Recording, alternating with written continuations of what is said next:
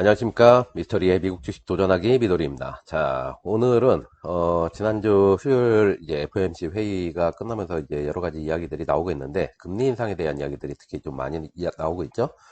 국내 뉴스에서도 금리 인상의 시기가 2023년에서 빠르면은 2022년 말 정도로 해서 조금 당겨질 것 같다. 내년 말 정도입니다. 그런 이야기들이 나오고 있는데, 그래서 이거에 관계돼 가지고 한번 이야기를 갖다가 한번 가볍게 한번 해볼까 합니다.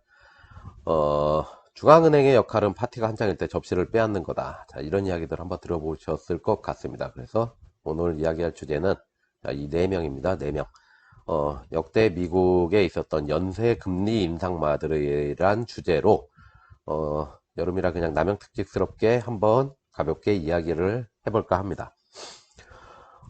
미국에는 이제 여러 금리 인상마들이 있었는데, 이제 첫 번째로 얘기할 것은 전기톱, 펄 보커입니다. 자, 이것은 70년대 1, 2차 올쇼크가 찾아와서 스태그플레이션으로 인해 물가가 급등하던 때에 일어난 일이었죠. 평소와 다를 바 없던 1979년 10월 6일 토요일 늦은 밤, 시장이 다 문을 닫은 토요일입니다. 그때 연준 의장이었던 이 폴 보커는 치솟는 물가를 잡기 위해서 11%였던 물가를 15.5%까지 올리는 금리 인상을 주말 동안에 단행을 해버렸습니다. 이 주말 동안 벌어진 예상치 못한 이 사건은 금융시장에 엄청난 타격을 줬고, 사람들은 이 사건을 토요일 밤의 학살이라 불렀습니다. 실제로 신문기사에 나온 타이틀입니다. 하지만 이 폴 보커의 학살은 이것이 끝이 아니었습니다. 다음 해인 1980년 그는 금리를 20%까지 다시 한번 인상했죠. 자, 그 결과 어떻게 되었는가 하면 80년 14%를 찍었던 인플레는 83년 2.5%까지 떨어지는 효과를 냈습니다. 자, 근데 문제가 있었죠. 물가 상승은 잡았지만 경기 둔화가 오게 된 것입니다. 대출이 어려워지니까 기업과 개인이 어려워지고, 이는 실업률 상승으로 이어지게 됩니다. 그 실업률의 회복은 1980년대 중반에나 이루어졌습니다. 그래서 어떤 이는 이 사람의 학살 덕에 물가와 실업 두 마리 토끼를 다 잡았다라고도 했는데, 또 다른 사람들은 실업률과 기업의 도산, 경기 둔화, 남미 국가들의 경기 침체 등 불필요한 학살이 더 많았다라고 비난을 하기도 했죠. 그래서 자, 이 폴 보커의 금리 인상, 이 사건에서는 대부분 사람들이 갑작스러운 금리 인상은 득보다 실이 많다라고 하는 교훈을 얻게 됩니다.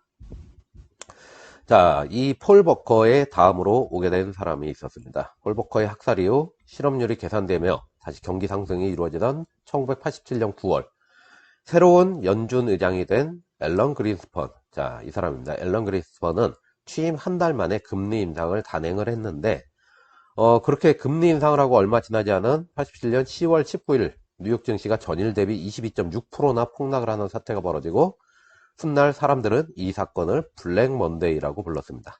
자, 왜 이런 일이 벌어졌을까? 긴 경기 침체로 인해서 무역 적자가 누적되어 있는 상태에서 주가 같은 경우는 또 과도하게 올라 있었고, 자, 이런 상태에서 갑작스럽게 금리 인상을 하니까 주식시장 자체가 폭락을 갖다 해버리게 된 거죠. 그랬더니 어떻게 했을까요? 그린스펀은 다시 금리를 갖다 인하해 갖고 은행이 대출을 지속할 수 있게 해주면서 블랙 먼데이 탐사에서 겨우 벗어나게 해줍니다. 자, 이럴 바에 뭐하러 이런 짓을 했을까요? 이렇게 해서 어쨌든 블랙 먼데이 참사에서 벗어나긴 하는데, 하지만 8.25%였던 금리를 92년 겨우 3%까지 내려주면서 이제 다시 주식과 부동산 시장을 활성화시켜주며 경기 상승을 주도했는데, 1994년 2월 그린스펀은 또다시 예고 없이 6%까지 금리 인상을 단행을 해버립니다. 자, 채권 가격을 폭락시키고, 그로 인해서 주식시장과 금융권마저 큰 손실을 잃게 만들었죠. 자, 신문은 이것을 그린스펀의 채권시장 대학살이라고 불렀습니다. 채권시장의 대학살이라고 불렀습니다. 자, 훗날 그린스펀을 추종하는 사람들은 이를 통해서 한동안 미국 경제에 경제적인 평화가 찾아왔다고 했습니다. 하지만 저 사건으로 인해서, 자, 이런 사건으로 인해서 많은 투자자들은 손해를 입었고, 중남미, 동남아, 러시아 등은 외환위기를 겪었고, 한국 또한 IMF가 찾아오게 되는 일을 만들었죠. 그리고 이 사람은 그 이후에 역사상 최악의 대학살 중 하나로 이제 불리게 되는 닷컴 버블 사태까지 초래하게 됩니다. 이 닷컴 버블 사건을 극복하려고 이제 그린스펀 같은 경우는 금리를 갖다 1%까지 다시 또 인하를 합니다. 근데 자, 범인은 항상 현장에 다시 찾아오는 법이라고 하죠. 2004년 닷컴 버블에서 벗어나기 위해서 이렇게 금리 인하를 하다 보니까 인플레가 3%를 찍었습니다. 그러자 경기 회복은 아직 안 됐고 주가 회복도 안 됐음에도 불구하고 과열이 됐다라고, 시장이 과열이 됐다라고 희한한 판단을 합니다. 그래서 2006년 금리를 다시 5.25%까지 끌어올려 버리죠. 근데 이번에는 욕을 먹지 않으려고 17번에 걸쳐서 0.25%씩 해서 17번에 걸쳐서 자, 이런 식으로 해갖고 금리 인상을 갖다가 하는 느린 인상을 갖다가 택합니다. 덕분에 이제 금리 인상에도 불구하고 단기적인 충격이 없이 채권 금리 역시 조금씩 하락을 하는 이런 현상이 생겼는데, 자, 이게 훗날 이제 테이퍼링의 모델이 되는 그런 금리 인상 방식이라고 생각을 하시면 됩니다. 자, 근데 한 가지 간과한 것이 있었습니다. 자, 이 양반이 주택시장의 활성화 정책의 일환으로 허가를 내준 주택 부채 담보보증권 CDO라고 하는 게 있었습니다. 자, 근데 요것 때문에 2008년에 리먼 사태가 터지게 됐죠. 그래서 자, 앨런 그린스펀의 이 금리 인상 방식은 2008년 리먼 사태의 원인이 되며 세계 금융경제를 말아먹는 주범으로 지목이 되게 됩니다. 자, 그린스펀이 금리를 5.25%까지 끌어올린 2006년 이 폴 버냉키가 새로운 연준 의장이 됩니다. 자, 2년 후 그린스펀이 뿌려둔 피해 씨앗 때문에 리먼 사태가 터지고 마는데, 버냉키 같은 경우는 이제 붕괴된 미국의 금융 시스템을 복구시키기 위해서 금리를 제로 수준까지 낮추고 채권을 매입하는 양적 완화라고 하는 미지의 영역에 대한 도전을 시작을 합니다. 그런데 경기 회복과 물가 상승 속도가 원했던 것만큼 충분하게 속도를 내지 못했죠. 그래서 2012년 버냉키는 인플레 목표를 2%로 잡고 물가 상승을 가속화를 시켜줍니다. 자, 낮은 물가 상승률이 경기 회복을 억제하고 있다라고 판단을 했던 건데, 어떻게 보면 시장을 위해서 하는 행동처럼 보였지만은 사실 이거는 경기가 회복돼야 금리 인상을 통해 대학살을 할 수 있었기 때문에 벌인 그 악랄한 계획이었죠.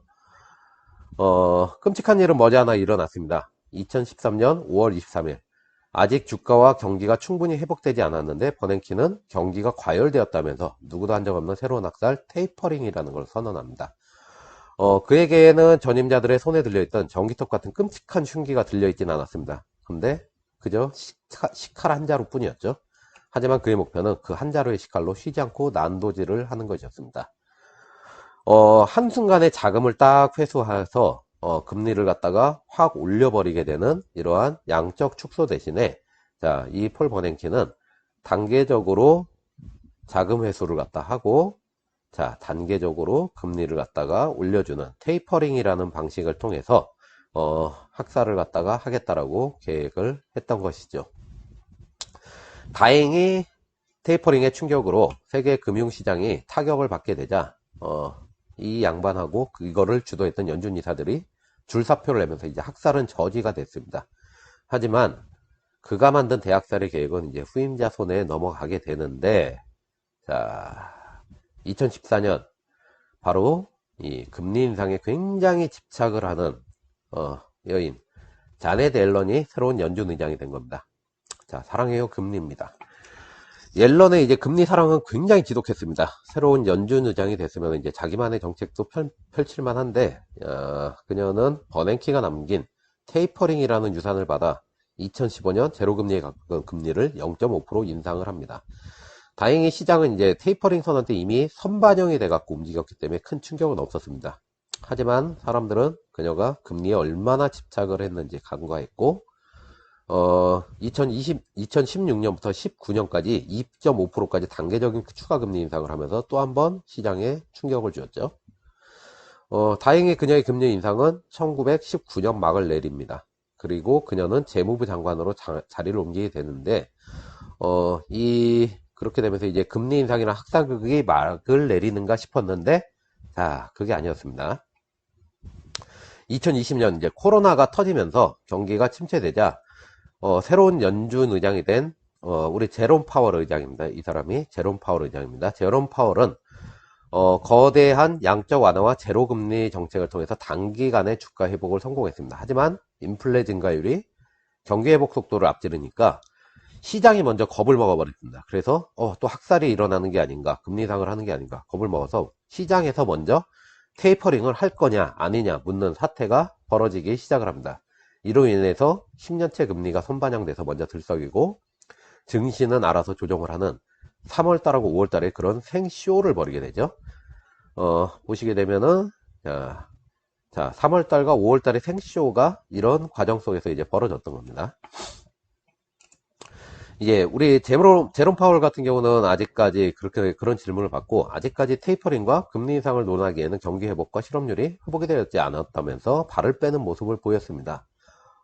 그런데 자 우리 재무부 장관으로 계신 자넷 옐런이 5월 어느 날 오랫동안 아주 금리의 맛을 못 보셨죠. 그래서 옐런이 뜬금없이 인터뷰를 통해서 지금 시점에서 이제 테이퍼링을 하고 금리 인상을 한번 해야 된다라고 하는 소리를 갖다 했습니다. 그러면서 시장에 공포감을 갖다가 선사했습니다. 그래서 5월 달에 출렁였던 게 한번 이거였죠. 그리고 6월 초에도 블룸버그하고 인터뷰를 하면서 미국은 지난 10년 동안 낮은 금리와 싸우고 있다면서 금리 인상에 굉장히 집착하는 모습을 남겼습니다.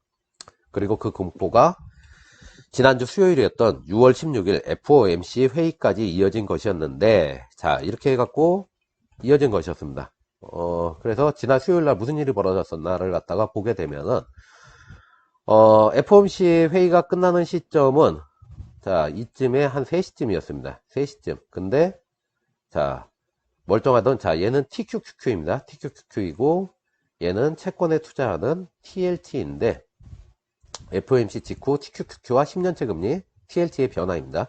이게 새벽 2시 시점이었습니다. 새벽 2시 시점이었는데 새벽 3시에 자 이 회의가 끝나는데 자 2시 시점 여기가 2시 시점입니다. 2시 자 이렇게 2시가 되는 시점에 채권과 주가가 갑작스럽게 선반영돼서 폭락을 하는 일이 벌어집니다. 아직 회의는 끝나지 않았는데 많은 사람들이 금리 인상과 테이퍼링을 선언할 것이다 라고 하는 그런 생각들을 하고 미리 선반영이 돼서 움직인 것이죠. 동시에 10년채 금리 같은 경우는 급등을 했습니다. 이렇게 급반등을 했습니다. 자 10년채는 급반등을 하면서 주가와 자 TLT 같은 경우는 20년 장기채에 투자하는 20년 TLT 같은 경우는 급락을 갖다가 이렇게 미리 선반영돼서 하게 된 것이죠. 자 그렇게 되면은 같은 시간에 자 올랐던 주식은 없었을까 보시게 되면은 FOMC 직후에 자 TQQQ와 10년채 금리 그 다음에 XLF 금융주에 투자하는 XLF입니다. XLF를 보게 되면은 자 여기가 3시고 3시 그리고 자 이렇게 하락하는 게 2시 시점입니다. 자 여기도 마찬가지로 3시 그리고 이렇게 올라온 시점이 2시 시점입니다. 자 똑같이 10년채 같은 경우는 2시 시점에 급상승을 했죠. 주가는 하락을 했는데 자 XLF 같은 경우는 이 시점에 크게 급등을 갖다가 한 것을 알 수가 있습니다. 자 이렇게 자 얘도 XLF인데 얘를 보시면은 같은 시점에 급등을 하였죠. 자, 이 금리 인상을 하게 되면은 금리 인상이라든가 이런 것들은 실제로 이루어지기 전에 선반영에 대해서 움직이는 경향이 있는데 10년채 금리가 그것을 갖다 주도를 합니다. 그래서 10년채 금리의 방향과 주가 그 다음에 20년 이상 장기채 같은 경우는 주가와 같은 방향을 향해 움직이는데 채권을 통해서 수익을 얻는 은행들 같은 경우 은행들이 모여있는 이 금융주 같은 경우는 급상승을 하게 됩니다. 우리가 XLF와 TLT를 갖다 한번 홀딩된 거를 보게 되면은 자 이거는 XLF입니다. XLF 같은 경우는 자 은행과 투자기업들을 갖다 투자사들을 갖다가 중심으로 이루어져 있죠. 자 은행들 버커셔 해서웨이와 JP모건, 뱅크 오브 아메리카, 자 시티그룹 자 이런 쪽으로 해갖고 이루어져 있습니다. 근데 TLT 같은 경우는 어떤 경우냐 하면은 자 얘가 TLT입니다. TLT인데 TLT 같은 거 보시면은 자 20년 이상의 장기채로 이루어졌습니다. 자 장기채를 갖다가 보유하고 있는데 자 끝나는 기간에 따라서 이렇게 자 낮게는 1.875%부터 시작해서 높게는 3.375%까지 자 수익률들이 자 이렇게 나와 있는 것들을 보유하고 있는 것을 알 수가 있습니다.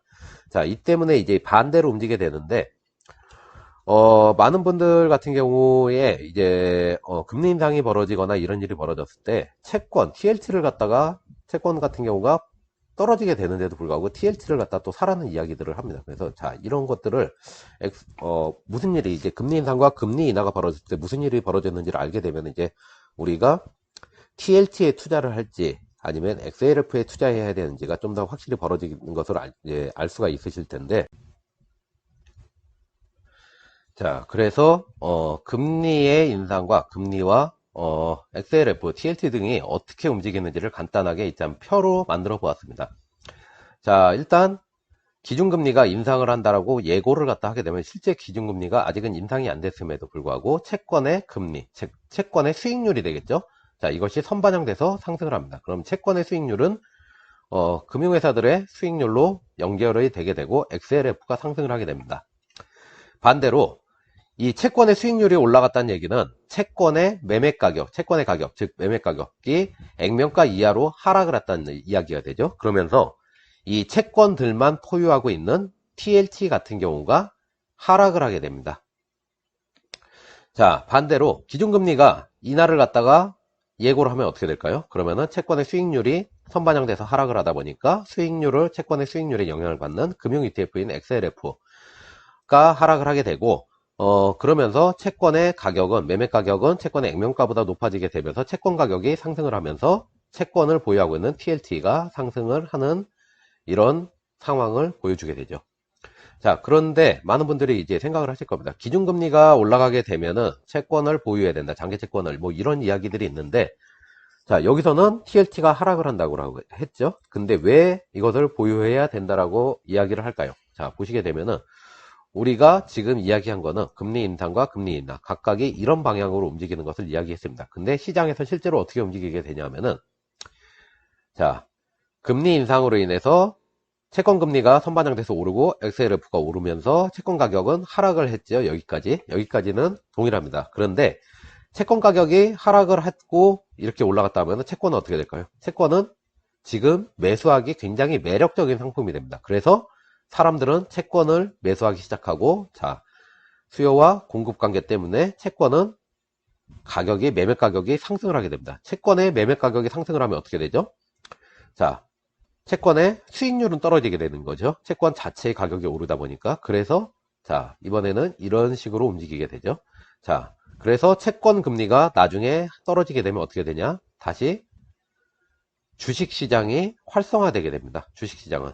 자, 금리가 채권시장에서 주식시장으로 돈이 넘어오게 되면서, 자, 이렇게 한 바퀴 도는 일이 벌어지게 되는 겁니다. 자, 이렇게 하면은 어떻게 아시면 되냐면은 주식시장에서 기준금리 인상을 예고를 하면서 돈이 채권시장으로 흘러갔던 것이 채권 가격이 하락하고 채권 가격이 내려가면은 이것이 매력적인 상품이 돼서 사람들이 매입을 하다 보니까 채권 가격은 다시 오르게 되고, 그러면서 채권 수익률은 떨어지면은 돈은 다시 주식시장으로. 자, 이렇게 순환이 되는 구조를 가지게 되는 겁니다.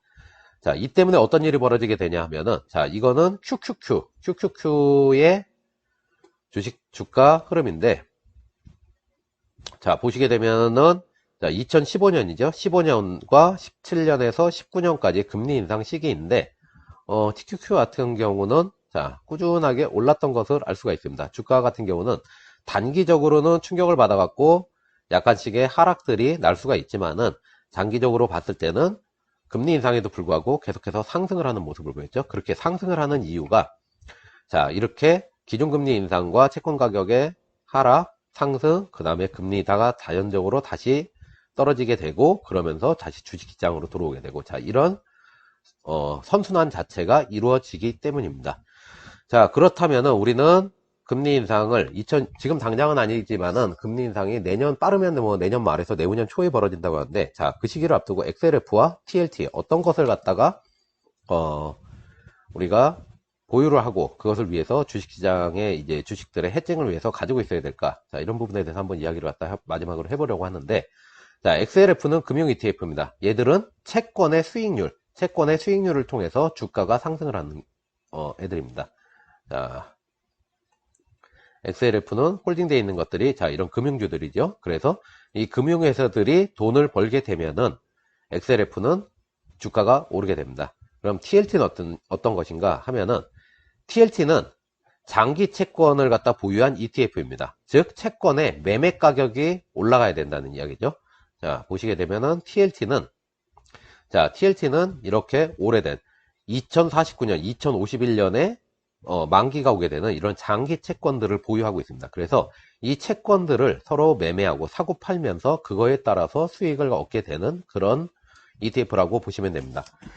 자, 이 XLF와 TLT 같은 경우는 둘 다 위험자산인 주식에 대한 안전자산이다. 위험자산인 주식에 대한 안전자산이다라고 하는 것이 있습니다. 그런데 자, 두 개는 앞에서 보신 것과 같이 반대로 움직이게 됩니다. XLF는 금리와 상관관계를 가지게 되죠. 그래서 채권 금리가 상승을 할 때 상승을 하고 상승을 하는데, 자, TLT 같은 경우는 금리와 역상관 관계를 가지게 됩니다. 그래서 채권 금리가 상승을 할 때 얘는 도리어 하락을 하게 됩니다. 자, 우리가 그거는 요 앞쪽에서 바로 살펴본 것 같이, 자, 이러한 사태가 벌어지게 됩니다. 자, 이런 일이 벌어지는 이유는 금리가 오르게 되면은 주식하고 채권 간에 돈이 바뀌게 됩니다. 사람들이 투자처를 바꾸게 되죠. 그러면서 조정장이 채권과 이 사이에 조정장이 오게 되는데, 자, 이 조정장이 오면서 채권 쪽으로 돈이 흘러가다 보니까 상승을 하게 됩니다. 자, 이쪽에서는 반대로 채권의 수익률이 올라가다 보니까 수익률이 올라가다 보니까 반대로 하락을 하게 되는 것이죠. 그렇게 되면은 금리가 올라갈 때는 당연히 얘를 사야 되는 거 아닌가 이렇게 생각을 하실 수 있을 텐데, 또 다른 관계가 있습니다. 주식시장하고 또 보게 되면은 XLF 같은 경우는 주식시장에 대해서 장기적으로는 상관관계가 있습니다. 자, 이게 어떤 상황이냐면은 금융위기로 인해서, 자, 금융위기, 리먼 같은 금융위기가 와서 하락을 했다가 주식시장이 하락을 했을 때 XLF 또한 장기적으로 하락합니다. 또한 주식시장의 위기, 코로나 같은 거겠죠. 모든 나스닥이라든가 S&P 다우 같은 것들이 모두 다 하락하는 위기가 왔을 때 XLF 또한 장기 하락을 하게 됩니다. 자, 그런데 닷컴버블 같은 특정 섹터만 하락할 때는 얘는 금융주기 때문에 방어를 하는 그런 것들이 있게 되죠. 자, 이거를 갖다 한번 살펴보게 되면은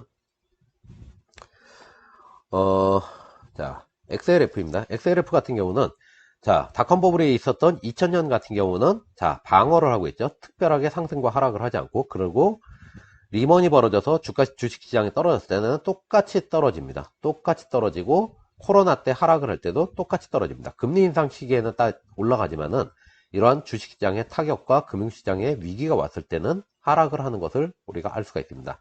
자, 그러면은 TLT는 어떨까요? TLT 같은 경우는 주식시장의 일시적인 역상각관계를 가집니다. 그래서 금융시장이 하락을 할 때, 금융위기가 왔습니다. 그래서 리먼 같은 경우에 하락을 할 때 일시적인 상승을 하고, 코로나 같은 걸로 해서 주식시장 전체가 위기에 왔을 때도 일시적인 상승을 갖다가 하게 됩니다. 그래서 자, 이거를 TLT 움직임을 보시게 되면은 자, 보시다시피, 자, 리먼 사태입니다. 리먼 사태 때 이렇게 뾰족하게 올라온 것을 우리가 알 수가 있죠. 자, 이렇게 뾰족하게 일시적으로 올라왔다 다시 내려옵니다. 자, 그리고 자, 테이퍼링을 선언했을 때도, 자, 이렇게 일시적으로 올라왔지만은 하락을 했죠. 그 다음에 금리 인상 시기에는 올라갔다 내려왔다가 이렇게 반복을 하게 됩니다. 항상 일시적인 시간입니다. 그리고 코로나 때도 장기적으로 쭉 올라와서 가는 게 아니라, 자, 이렇게 뾰족하게 올라왔다 내려가는 모습들을 보입니다. 항상 일시적으로만 움직이는 거죠. 장기적으로 쭉 따라서 움직이는 건 아닙니다. 그래서 TLT 같은 경우는 주식시장의 일시적인 역상각관계를 갖다가 가져서 일시적인 상승들을 갖다가 일으킨다, 이렇게 보시면 될 것 같고, 그럼 닷컴버블 때는 얘는 어떻게 움직였냐? 닷컴버블 때는 실제로 TLT 같은 경우는 그 당시에는 없었습니다. 근데 그 당시에 채권의 기간별로 변화를 보게 되면은 단기 채권과 장기 채권 간에 변화가 생기게 됩니다. 서로 이제 리밸런싱을 하게 되죠. 그래서 이 장단기에 전환이 생기게 되면서 어떤 식으로 움직였었냐면은, 자, 순간적으로는 닷컴버블 때 따라서 하락하는 듯 싶었는데 금세 이렇게 올라와서, 자, 이런 움직임을 갖다 보이게 됐습니다. 그래서 주식시장 같은 경우는 이렇게 쭉 내려갔는데 불구하고 TLT 같은 경우는 단기적으로 약간 하락을 했다가 이만큼을 내려왔던 거에 거의 2배 이상을 갖다 치솟았습니다. 그래서 이렇게 장단기에 전환이 이루어졌던 것을 우리가 알 수가 있었습니다. 자, 그러면은 이제 금리 인상 때는 어떤 거를 갖다 우리가 사야 되는가 하면은, 금리와는 XLF가 상관관계를 가지죠. 그래서 자, 그날 해갖고선 이야기가 나오게 되면 그날 사시면 됩니다. 자, 우리가 앞에서 한번 살펴봤던 것 같이, 그날 해갖고, 금리 인상이 확실히 이루어진다라고 하는 이야기가, 이루어지게 되면은 사시면 됩니다. 자, 그런데, 이렇게 올라왔는데 사면은 너무 늦는 게 아닌가라고 얘기하실 수가 있는데, 자, XLF의 실제로 이제 주가 같은 경우로 보게 되면은, 자, 계속 쭉 올라가게 됩니다. 한동안. 자, 2005년 같은 경우에도 한번 올라왔다가 쭉쭉쭉쭉쭉쭉 해갖고선 올라가게 되죠. 자, 여기에서 이 첫날 올라가는 시점부터 시작해서 이만큼 올라왔을 때가 보시게 되면 굉장히 긴 기간입니다. 짧은 기간이 아니라 굉장히 뭐 한 달, 두 달, 세 달 그 이상을 갖다가 올라가는 기간이기 때문에 첫날 이만큼 만약에 올라가는 거 우리는 이게 한번 어떤 일이 벌어질까를 미리 봤는데 이렇게 올라가고 다음날 또 올라가고 다음날 또 올라가고 합니다. 그러니까 이렇게 물리시지 않게 이렇게 선반영 됐을 때 따라가지 마시고, 끝나고 나면은 3시 30분쯤 해서 이제 FOMC 파월이 나와가지고서 이제 의회 청문 같은 경우를 하면서 답변을 하게 됩니다. 그러면서 확실하게 상승 신호인지 아닌지를 갖다 알려주게 되는데, 그때 가서 들어가셔도 되고, 다음날 들어가셔도 됩니다. 어쨌든 간에 XLF를 갖다가 들어가시면은 금리 인상 시기에 상승으로 해서 우리가 상관관계를 가지기 때문에 대비를 할 수 있다. 그런데 TLT는 왜 가져야 되는가? TLT는 역상관관계. 금리가 올라갈 때 하락을 한다고 했죠. 근데 왜 그러냐 하면은 우리가 앞에서 살펴보았던 것 같이 금리가 이렇게 갑작스럽게 올라가는 시기에는 금융위기라던가 어떤 주식시장에 위기가 올 때가 있었습니다. 때때로. 자, 이럴 때 자, TLT가 자, 금리가 올랐을 때 얘 같은 경우는 금리와 똑같이 움직이기 때문에 그런데 얘 같은 경우는 자, 이런 위기가 왔었을 때 일시적인 상승으로 해서 해칭을 갖다 해줄 수가 있는 겁니다. TLT 같은 경우는 XLF 같은 경우는 금리를 따라 움직이고 TLT는 금리 인상으로 시장에 위기가 왔을 때 그것을 방어해 줄 수가 있는 거죠. 자, 그래갖고 자, 어떤 거를 갖다가 우리가 가져야 되냐. 금리가 인상된다고 하는 초기에는 이렇게 가지지만은 금리 인상이 어느 정도 가속화되기 시작을 한다라고 하면은 우리는 비슷한 비중이라든가 TLT 비중을 갖다가 늘릴 수도 있는 겁니다. 그래서 두 가지 같은 경우는 우리가 해칭을 위해서 어느 정도를 보유를 해야 되는데 XLF 같은 경우는 지금 조금 떨어져 있다가 금리 인상의 신호가 나왔을 때 그때부터 본격적으로 올라가기 시작할 겁니다. 그러면 그때 가서 사시면 되고 TLT 같은 경우는 금리가 어느 정도 올라가게 되면은 바닥까지 하락을 하게 되겠죠. 그럴 때 미리 사서 우리가 이런 위기에 방어를 갖다 하기 위한 해칭 용도로 보유를 하시면은 괜찮은 포트폴리오를 갖다 만드실 수 있지 않을까라고 생각을 해봅니다. 그래서 자, 오늘 같은 경우는 이 금리 연쇄 금리 인상마들을 갖다 주제로 다뤄보면서 역대 금리 인상 시기에 무슨 일이 벌어졌고 우리가 금리 인상 시기에 XLF와 TLT를 통해서 어떻게 해칭을 할 수 있는지에 대해서 한번 살펴보았습니다. 자, 오늘도 시청해 주셔서 감사합니다.